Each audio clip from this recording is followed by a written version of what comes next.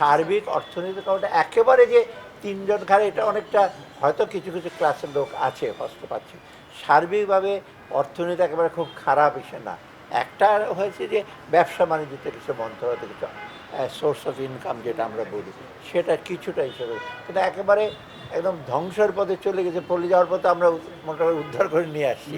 আর second হলো নূতন employment জেনারেশনটা একটু কম হচ্ছে, যেটা আমরা এখানে এখনো বলছি ইমিডিয়েটলি ইনফ্রাস্ট্রাকচার প্রোগ্রেস এগুলো যে করে। আর ব্যবসা বাণিজ্যটা আমরা চেষ্টা করছি, কারণ ব্যবসা বাণিজ্য সবচেয়ে বেশি।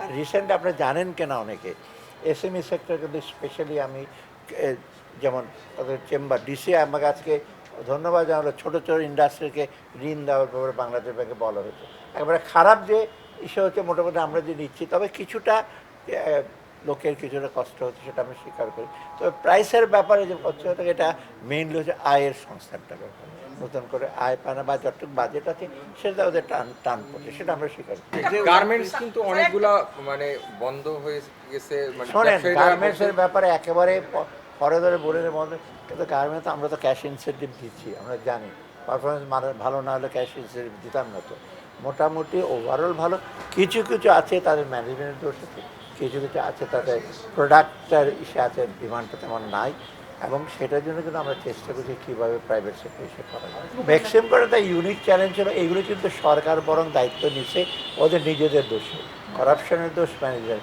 আর সরকার থেকে আমার লেবার যেটা অন্যগুলো আমরা কিছু কিছু দিচ্ছি তা না, কিছু দিচ্ছি না তা না, দেওয়া হচ্ছে কিছু, কিন্তু সবাইকে একবার সরকারি প্রাইভেট লাইবিলিটি সরকারের ঘাড়ে না, সরকারের টাকা মানে আপনাদের জনগণের টাকা, ওটা তো অন্য কাজে ব্যয় করতে হতো আমাদের, স্বাস্থ্য শিক্ষা সামাজিক।